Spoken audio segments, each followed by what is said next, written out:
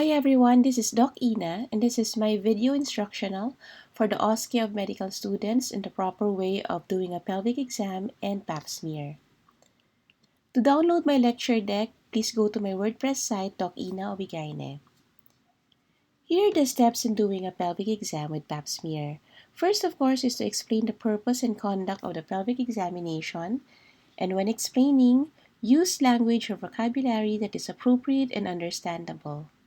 Provide adequate privacy while the patient undresses or removes her clothes, and once undressed, first inspect the external genitalia. After inspection, we proceed with doing the speculum exam, so we prepare all the materials that are needed. We need a speculum that is appropriately sized for the patient. We need gloves. We need cotton pledgets, or we can also use cytobrush or cytobroom. We need a glass slide and a fixative. So glove the examining hand to be used for internal examination. So if you're right-handed, you glove the right hand. If you're left-handed, you glove the left hand. Of course, you always have the option of gloving both of your hands. Grasp the handle of the speculum using the ungloved hand. Lubricate the speculum with water. So first, you separate the labia minora using the thumb and middle finger of the examining hand.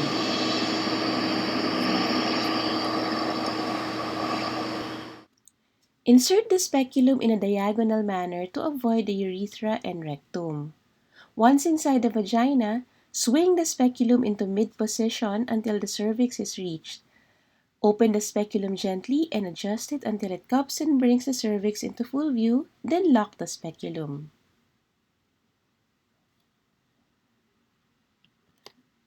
Once the speculum is in place, examine the cervix and vaginal walls and report any visualized vaginal discharge. Report its color, consistency, adherence to walls, odor, or presence of erythema of the cervix or vaginal walls.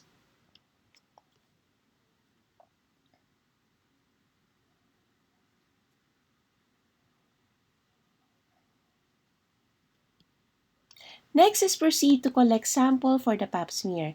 For this video, I will teach you the 3-cotton pledget technique.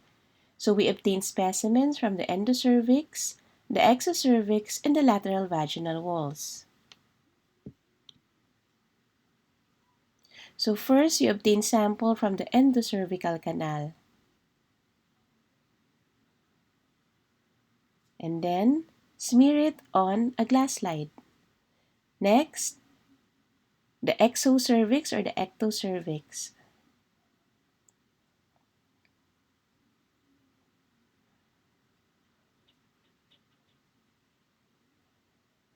Again, we smear it on the glass slide just beside the first smear.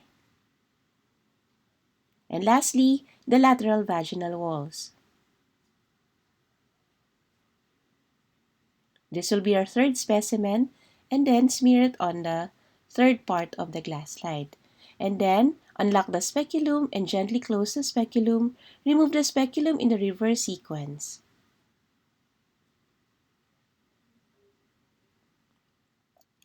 Label the slide and apply a fixative. Now we proceed with the internal examination. So we must perform the gynecological exam in an organized and orderly manner. So first, we gently separate the labia majora with the thumb and the fourth finger, then introduce the examining fingers into the introitus. Place the non-dominant hand over the suprapubic area and examine the cervix and corpus, and then the left and right adnexa. Then, gently withdraw the middle finger and introduce it into the opening or the anal opening and conduct a rectovaginal exam. Upon completion of the rectovaginal exam, withdraw the examining fingers gently and inform the patient that the examination has been concluded. In concluding the visit, of course, you have to tell the patient to get dressed. And once dressed, entertain questions from the patient. Answer all the patient's questions adequately, and of course, thank the patient. That's it for this video instructional. Thank you for watching. And please don't forget to subscribe in my YouTube channel, Ina Irabon, and my WordPress site, Doc Ina Obigaine. Thank you!